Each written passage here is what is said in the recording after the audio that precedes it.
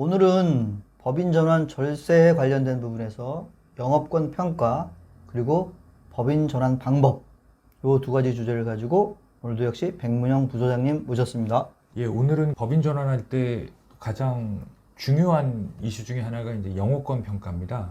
두 번째는 법인 전환을 할 때 어떻게 보면 이제 개인의 사업이 그대로 법인으로 옮겨지는 거잖아요. 네. 가령 예를 들어서 이제 개인이 부동산을 갖고 있으면 네. 이런 경우 이제 이걸 개인에 어떻게 이전할 거냐. 그래서 이런 이제 부동산이 있는 경우 법인 전환 유형에 대해서 같이 한번 논의를 해보도록 하겠습니다. 영업권 평가에 대한 이야기를 먼저 좀 나눌게요. 근데 영업권에 대한 정의는 뭐 여기 이렇게 나와 있습니다. 한번 소장 읽어보시겠습니까?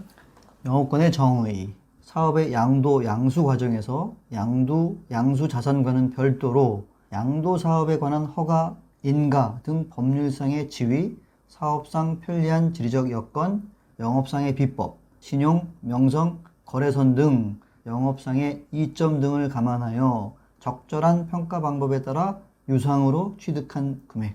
네, 이렇게 정의가 나와 있습니다. 어렵네요. 네, 밑에도 한번 보시면 밑에 내용도 좀 이해가 될 거예요. 그래요? 그 기업의 전통 사회적 신용, 그 입지 조건, 특수한 제조 기술 또는 특수거래 관계의 존재 등을 비롯하여 제조 판매의 독점성 등으로 동종의 사업을 영위하는 다른 기업이 올리는 수익보다 큰 수익을 올릴 수 있는 초과 수익력이 있는 무형의 재산적 가치. 예, 여기서 이제 중요한 단어가 초과 수익력이라는 거 하고요. 네. 이제 무형의 재산의 가치라는 거예요. 무형 자산이라는 거예요. 네네. 예, 그래서 무형 자산도 회계에는 반영이 됩니다. 그렇죠. 자, 그럼 쉽게 이렇게 말씀드릴까요? 우리가 치킨집을 운영하다가 치킨집 사장님이 이제 치킨집을 그만두고 이제 피자집 사장님이 여기 들어와요. 그럼 그때 우리가 뭐를 내죠? 권리금. 권리금이라고. 네. 쉽게 말하면 이제 영업권이라는 거는 그렇죠. 권리금으로 보면 돼요. 네. 근데 또 한편에서는 이런 게 있습니다. 예를 들어서 A라는 회사가 B라는 회사를 인수하고 싶어 해요. 근데 이 B라는 회사의 브랜드가 굉장히 핫해요. 그럼 이 브랜드만 이렇게 사고 싶은 거잖아요. 또는 브랜드는 없지만 이 B라는 회사의 기술력이 되게 뛰어나요. 네. 그러면은 A라는 회사는 회사는 그대로 놔두고 이런 특허만 따로 살 수 있는 거잖아요. 네. 그럴 땐 이런 거는 이제 특허권만 양도양수 받는 형태가 되는 거고요. 이것도 이제 마찬가지로 이제 무형 자산이 되는 거고요. 자, 그래서 이제 우리가 영업권을 평가하는 방법에서는 이제 세법에서 평가하는 방법이 있고 감정평가 관점에서 평가하는 게 있습니다. 네. 이 세법에서 평가하는 방법은 주로 이제 상증법에서 평가하는 방법을 많이 쓰거든요. 상증법에서 평가하는 방법을 간단하게 말씀드리면 이렇습니다. 뭐냐면 직전 3년간 가중평균 손익을 계산을 해요. 가중평균 손익이라고 하면 예를 들어서 직전 연도가 2억이었다. 그 전년도가 3억이었다. 그 전전년도가 4억이었다. 그럼 직전 연도의 몇 프로? 50%. 이거에 이렇게 말씀드리는 게 좋을 것 같습니다. 여기에 가중치를 3을 두고 여기에 1을 두고 여기에 2를 두고 그죠?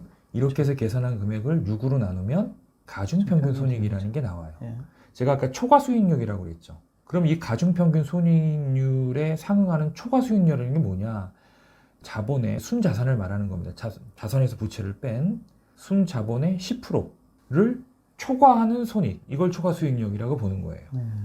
쉽게 말하면 그동안 벌어들인 것 같고 10% 이상 수익을 낼 수 있으면 그거는 영업권으로 봐야 된다라는 이제 개념이 세법에 녹아 들어가 있는 거예요. 예.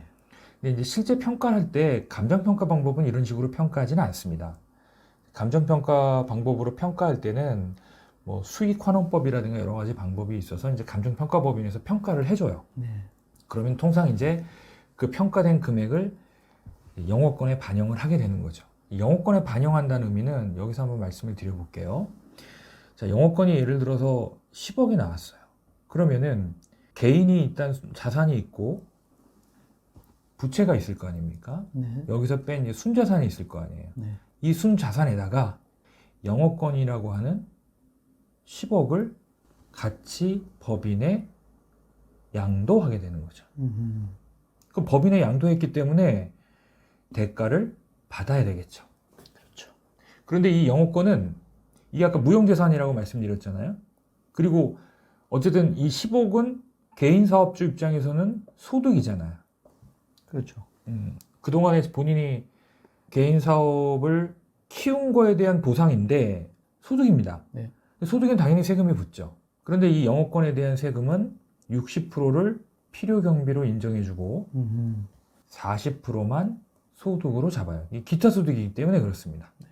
그래서 여기서 이제 절세 효과가 생기는 거죠. 만약에 10억 전체가 배당이거나 10억 전체가 사업 소득이거나 10억 전체가 급여 소득이었다면 거의 절반 가까운 세금이 발생되는데 여기서는 60%를 비용으로 인정해 주니까 10억 같으면 4억만 소득으로 잡히는 거죠. 네. 그래서 하나 예를 들자면 영업권 평가액이 10억이 나왔어요. 그러면은 이 10억에 대한 세금을 내고 실제 가처분 소득률이 한 82.5%가 됩니다. 근데 만일에 이제 법인 전환 후에 영업권이 없는 분 같은 경우 급여를 1억씩 받았어요. 10년 동안 10억 받겠죠? 네. 10억 받은 급여에 대한 실질적인 가처분 소득률을 따지면 한 74.6%가 됩니다. 그래서 영업권으로 양도했을 때 절감액이 한 이제 8천만 원 정도 생길 수 있는 거죠. 근데 이제 영업권의 사실 또 중요한 의미는 뭐냐면요. 예를 들어서 개인 사업을 할 때 내가 개인들한테 차입을 많이 받았어요. 이런 분들은 법인 전환할 때 굉장히 곤란스러워합니다. 왜 그럴까요? 그 차입금을 어떻게 정리를 할 건가요? 네. 법인 전환 후에 그 차입금을 상환하려면 법인으로부터 급여나 배당을 받아서 이제 채권자들에게 이자를 지급해야 되는 거잖아요. 네. 그러면 실제 채권자들이 부담해야 될 원래 이자는 채권자가 세금을 내야 되는 거잖아요. 근데 이제 본인들이 급여나 배당으로 세금을 먼저 내고 약정된 이자를 줘야 되는 거니까 상당히 부담스럽겠죠. 그러니까 이런 부분 때문에 법인 전환을 주저하는 경우도 상당히 있습니다. 이런 경우는 이제 영업권 평가를 해서 언제든 뺄 수 있는 10억이라는 돈을 만들어 놓으면 이건 원래 10억은 내가 받을 돈이잖아요. 미리 세금은 다 냈고. 네. 그러니까 이렇게 이제 차입금이 불가피하게 발생되는 그런 사업자들한테는 이 영업권 평가는 상당히 중요한 의미가 될 수 있습니다. 그렇군요. 네. 다만 법인 전환 후에 이 영업권은 회사의 자산이잖아요. 자산이면서 동시에 아직 이 영업권은 받지 않았잖아요. 그렇죠. 그죠? 네. 예. 법인 입장에서는 미지급금이 되는 거죠. 그럼 법인 입장에서 이 10억이라는 거는 부채가 되는 거잖아요. 그 순식간에 이 부채가 어떻게 되겠습니까? 많아지니까 부채 비율이 급상승하게 되겠죠. 네. 그 부채 비율이 급상승하게 되면 이제 뭐 금융권 자금 조달이나 입찰이나 이런 데 불이익이 있을 수 있으니까 무조건 영업권 평가를 많이 만드는 게 능사는 아니에요. 그걸로 인해서 이 부채 비율이 높아지고 이 부채 비율로 인해서 금융권의 자금 조달이나 입찰 등의 뭔가 경영상의 문제가 있는지 없는지도 미리 세심하게 검토를 해봐야 되겠죠. 네. 아니면은 이 영업권 평가를 해서 받을 돈이잖아요. 이 돈의 일부를 현물 출자, 쉽게 말해서 이제 유상증자를 통해서 자본화하는 것도 한번 고민해 볼 필요가 있겠죠. 그래서 자본금이 늘어나면 그만큼 이제 부채가 줄어들고 자본이 늘어나는 거니까 부채 비율도 줄어들면서 기업의 재무 건전성도 되게 좋아지는 거죠. 네. 그러니까 이제 영업권은 첫 번째는 이제 평가하는 것도 중요하고요. 최대한 유리한 금액을 산출하는 것도 중요하고 또? 두 번째는 이게 부채 비율의 영향을 최소화시킬 수 있는 방안을 고민해야 된다. 그럼 부채 비율을 최소화하는 방안 중에는 이거를 뭐 점진적으로 회수하는 방법도 있고요. 아니면은 자본화해서 활용하는 방법도 있다. 이렇게 말씀드릴 수 있을 것 같습니다. 그렇군요. 법인 전환을 하는데 부동산이 있는 기업들 있잖아요. 어떻게 해야 될 거냐. 부동산이라는 건 어쨌든 이제 개인에서 법인으로 넘어간다는 건 명의가 변경되는 거잖아요.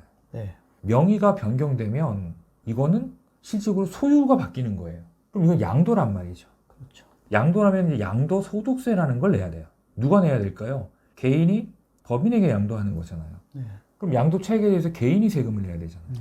근데 뭐 예를 들어서 쌀 때 산 뭐 공장 부지가 지금 공시지가가 많이 올랐어요. 감정가액이 10배 이상 올랐다고 치자 이거예요. 그럼 그 세금을 내고 법인 전환을 할 수가 없는 거죠, 사실은. 그래서 이제 국가는 일정 요건을 갖추면 이 세금을 이월과세, 쉽게 말해 과세 이연해 주겠다. 이 세금을 나중에 법인이 법인세로 납부하게 하겠다. 상당한 메리트입니다. 예. 그러니까 예를 들어서 이렇게 되는 거죠. 내가 10억 주고 산 공장인데 이게 지금 감정평가를 받아보니까 50억이야. 근데 이게 향후에 10년 후에는 100억까지 갈 것 같아. 그럼 원래 내가 개인으로 계속 갖고 있었으면 이 90억에 대한 이제 양도소득세를 내야 되잖아요. 근데 이제 50억에 내가 이걸 현물출자나 아니면 이제 세금면 사업 양도양수를 하게 되면 이 40억에 대한 세금을 일단 확정을 지어놓고 양도소득세를 이 세금을 이 이후에 납부하는 겁니다. 그러면 잘 보십시오. 요 기간에 양도소득세를 한번 계산하고요. 그럼 예를 들어 50억에서 법인 입장에서 50억에 취득한 거잖아요. 그렇죠. 그게 100억이 된 거니까 요 차익이 50억. 그러면 요 구간의 세금 양도소득세 계산한 거와 법인이 취득 이후에 증가한 거에 대한 법인세. 요걸 A라고 그러고 요걸 B라고 하면 A 플러스 B가 아예 그냥 처음부터 직접적으로 개인이 100억에 양도한 걸 C라고 할까요? C보다 훨씬 적다는 거죠. 이 혜택을 주는 겁니다. 예. 이게 공짜가 아니겠죠. 당연히 예, 일종 요건을 법에서 정한 요건을 갖춰야 되는 겁니다. 그렇겠죠. 예, 그리고 두 번째는 우리가 부동산을 보통 거래하면 양도소득세만 발생되는 게 아니에요. 양도소득세는 양도한 사람이 납부하는 거고요. 그 부동산을 취득한 사람은 뭐를 내죠? 취득세요? 그렇죠. 취득세를 내게 되어 있습니다. 근데 이 취득세도 이게 뭐 1, 2억짜리면 모르겠지만 뭐 10억, 20억, 100억 단위면 이것도 상당한 금액입니다. 그래서 이 취득세 같은 경우도 75%를 감면해줘요. 다만 이제 법이 바뀌어서 임대용, 임대 목적의 부동산인 경우에는 감면해주지 않습니다. 예, 하도 이제 작년에 그 법인을 통해서 부동산 투자를 많이 하다 보니까 부동산으로 자금이 흘러 들어가는데 기여를 했다고 보고 이제 기존에 주었던 혜택들을 다 걷어간 거예요. 네. 그렇지만 어쨌든 취득세도 감면해준다. 그러니까 이 부동산을 갖고 있는 기업들은 부동산을 처음에 이걸 계속 개인이 갖고 있는 게 유리한 거냐? 그럼 개인이 갖고 있다라는 건 이걸 언제 팔 거냐, 상속시킬 거냐, 이런 여러 가지 고민을 해야 되겠죠. 근데 뭐 그건 다음 시간에 한번 고민해 보기로 하겠고요. 네. 자, 그럼 두 가지. 사업 양수도 방식이 있고 현물 출자가 있다. 이건 무슨 얘기냐면 자산에서 부채를 뺀 금액이 순자산이잖아요. 세감면을 받기 위해서는 이 순자산만큼을 확보한 법인을 만들어 놓고 시작해야 되는 거예요. 예를 들어서 이게 10억이라고 칩시다. 그럼 10억짜리 법인을 먼저 만들어야 되는 거예요. 현실적으로 10억이라는 돈이 들어가야 되잖아요. 여기 보면 순자산가액이 클 경우는 자금 부담이 있다는 거예요. 네. 이런 정도의 거액의 자금이 없는 기업들이 많이 있단 말이에요. 그래서 보통 부동산을 하는 경우에는 사업 양수도 방식보다는 현물 출자 방식을 많이 쓴다. 예. 대신에 이제 현물 출자라는 거는 현금 대신에 현물로 자본을 채우는 거 아닙니까? 그러니까 당연히 법적으로 절차가 굉장히 복잡하고 까다롭고 비용이 많이 드는 그런 이제 반대급부가 있는 거죠. 네. 예. 자, 제가 아까 법인이라는 차를 사게 되면 연비 좋고 주차비 할인해주고 전용 도로로 달리게 해주고 중고차 값도 되게 좋고 뭐 이런 얘기를 드렸는데 근데 만약에 과속을 하거나 딱지를 떼는 일이 생겼던 개인하고 법인하고 어디가 과태료가 더 쓸까? 어디가 더 쓸 것 같으세요? 혜택을 줬는데 법인이죠. 그렇죠. 그 혜택을 남용한 거죠. 오용하고 남용한 거는 법인이 훨씬 그 페널티가 세다는 거예요. 그렇죠. 예. 그래서 법인의 아까 제가 지지난 시간인가 투명 경영, 경영의 투명성을 강화하는데 왜? 생각해 보십시오. 2001년도 우리나라 예산이 100조예요. 올해 예산이 우리나라 예산이 얼마인 줄 아세요? 560조입니다. 네. 무려 460조가 늘었어요. 이 예산이라는 건 다 세금으로 조달되는 거 아닙니까? 아니 그러면 개인을 더 장려해야죠. 개인은 최고세율 45%까지 내잖아요. 근데 법인은 많이 내봐야 20% 아닙니까? 네. 근데 왜 법인을 더 장려하고 법인에도 이런 메리트를 주겠어요? 그거는 이렇게 줄어드는 조세 경감보다 법인 경영을 장려해서 이 투명성이 확보돼서 얻는 편익이 국가적으로는 더 크기 때문이라고 저는 생각을 해요. 세금적 측면에서. 그렇죠. 그렇죠. 아니면 똑같은 매출에 똑같은 업종인데 왜 법인이라는 면허가 갖고 있다는 이유로 세금을 절반 이하 낮춰줄 이유는 없는 거예요. 물론 이건 이제 절세가 아니라 과세 이연이라고 했지만 그러니까 이런 혜택을 준다라는 거는 투명성이라는 일종의 담보를 제공한 거나 마찬가지예요.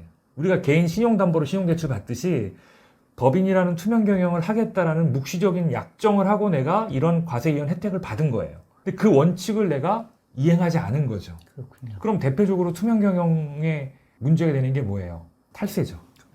대표적인 탈세가 이제 가공비용 또는 매출 누락 이런 경우입니다. 그래서 이 케이스 같은 경우 5억 정도를 매출을 누락했어요.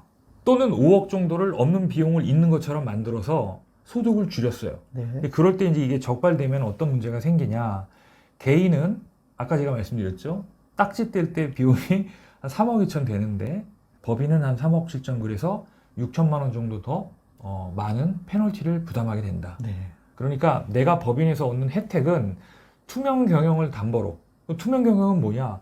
정확하게 번 이익 갖고 임원은 기여도에 따라서 급여 받아가고 주주는 배당 받아가고 퇴직금 받아가고 합법적으로 법이 정한 절차에 따라서 자본거래하고 그런 원칙을 지키지 않고 매축을 누락한다든가 가공비용을 업한다든가 하는 편법적인 방법으로 탈세를 했을 때 받게 되는 불이익이라고 이렇게 보시면 될 것 같습니다. 네, 오늘은 개인 기업의 법인 전환, 그 여러 가지 유형과 그 영업권 평가에 대해서 알아봤습니다.